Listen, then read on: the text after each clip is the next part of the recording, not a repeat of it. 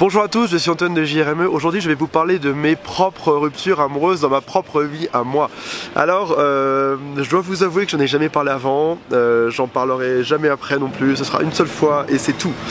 Parce qu'on me pose souvent la question et puis pourquoi pas finalement. Peut-être que mon expérience peut servir à d'autres, j'en sais rien. Et l'autre truc c'est pourquoi j'ai l'air gêné, parce qu'il est beaucoup plus simple de parler des expériences des autres et de conseiller les gens que de parler de sa propre histoire, c'est ça le truc.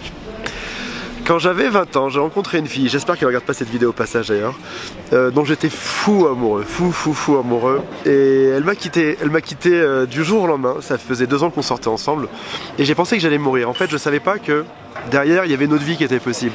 Je pensais que lorsqu'on croisait l'amour de sa vie, je pensais que c'était si fort, j'avais déjà eu des relations avant bien sûr, mais c'était si fort à ce moment-là, que je me suis dit c'est foutu après. Elle m'a quitté, je saurais plus jamais ça. Et j'avais l'impression de perdre chaque minute de ma vie, de perdre chaque seconde de ma vie à ne pas être à côté d'elle. Et le truc c'est qu'en fait, heureusement, et c'est pour ça que je suis encore là aujourd'hui, que je me suis dit que j'ai pas sauté d'un pont ou sur les pistes de ski du 3e étage, c'est que finalement ça a été mieux. Ça m'a pris longtemps, ça m'a pris quelques mois, mais après ça a été mieux. J'aurais aimé qu'on me dise à ce moment-là, ok, tu vis quelque chose de très dur, ça va être très compliqué à gérer, mais il y a quelque chose derrière. C'est-à-dire que tu vas rencontrer d'autres femmes qui seront géniales. Et ok, ce sera pas elle, et ok, tu vas en garder une espèce de cicatrice. Mais cette cicatrice va se refermer, un peu comme une cicatrice physique. Il y aura toujours une marque qui sera en fait ton propre toi. Ce sera ta marque à toi, voilà. Ce sera une marque que personne d'autre n'aura. Ça va te laisser une empreinte, mais derrière tu vas revivre et tu vas tomber amoureux. Et peut-être même que si tu pensais que tu étais si amoureux et que ça allait se passer si bien avec elle et que tu es tombé au 3e sous-sol en apprenant ça, c'est peut-être pas étonnamment, peut-être qu'il y a quelqu'un que tu aimeras encore plus derrière. Et heureusement ça a été le cas derrière. Et je me suis remis en couple. Et après ça je suis malheureusement, alors je dis vraiment malheureusement parce que c'est pas du tout un compliment de ma part, je suis malheureusement le genre de personne qui a plutôt tendance à larguer. On peut penser que c'est peut-être pour me protéger, j'avais un psy à l'époque qui me disait que c'était pour me protéger, je mettais des barrières, etc. Mais le truc c'est que, et dans un monde idéal, je pense qu'il faudrait quitter une fois sur 2. Et là, je pense qu'on saurait en effet sur le bon type de personne. Si on sort avec quelqu'un et qu'on se quitte qu'une fois sur 2, c'est nous qui partons, et qu'on trouve quelqu'un d'autre qu'après ça, c'est l'inverse, c'est lui qui nous quitte. Dans ce cas-là, c'est à peu près équilibré. Si jamais on est toujours celui qui part, c'est qu'il y a un problème a priori. Et je pense que j'ai un problème à ce niveau-là, donc il faudra que j'en reparle et que je me retrouve un psychologue au passage pour lui en parler. Donc voilà. Après ça, j'ai été casé pendant jusqu'à récemment, là, pendant 9 ans.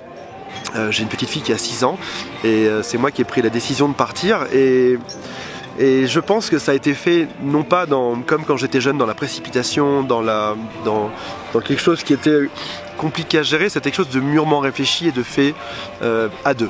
On a décidé à 2 qu'au bout de 9 ans il fallait mieux qu'on s'arrête là, même si on avait une fille. Ça m'a attiré d'ailleurs au passage les foudres de ma famille, de mes grands-parents aussi qui m'ont dit on ne divorce pas, on ne se sépare pas, on reste ensemble toute la vie. Mais aujourd'hui je pense que tout le monde est plus heureux comme ça, je suis plus heureux, mon ex-copine est plus heureuse aussi, ma fille est aussi plus heureuse, donc voilà, même si vous jugez ça peut-être durement, ou au contraire comme moi vous trouvez que c'est plutôt cool à un moment donné de faire le point et de se dire voilà ça fait longtemps que ça marche pas, on va se séparer, dans ce cas là on est sur une décision qui est mûrement réfléchie, qui fait que c'est plus simple. Et donc je dissocie quand même, ça fait quand même 2 grandes ruptures dans ma vie. Tout d'abord il y a la rupture de quand j'étais jeune, ma première grosse amour de ma vie, et j'ai été quitté, j'ai pensé que ce serait la fin du monde et c'était surprenant et en fait il y a eu d'autres personnes derrière. Là on arrive sur un autre type de rupture amoureuse, on est sur une rupture amoureuse qui est réfléchie à 2, qui est pensée et qui est faite à 2 pour qu'on arrive à quelque chose où tout le monde va mieux derrière. Donc on est vraiment dans des démarches qui sont complètement différentes. Et aujourd'hui, je pense que vous êtes dans une rupture amoureuse qui est probablement différente de ces 2 là. J'en ai que 2 à vous raconter aujourd'hui malheureusement, j'en ai beaucoup d'autres qui seraient beaucoup plus insignifiantes, mais on a tous des ruptures qui sont différentes et toutes ces ruptures nous apprennent des choses finalement. Tant qu'on ne se cantonne pas à un schéma où on est toujours dans les mêmes erreurs, dans les mêmes répétitions, etc., ça va.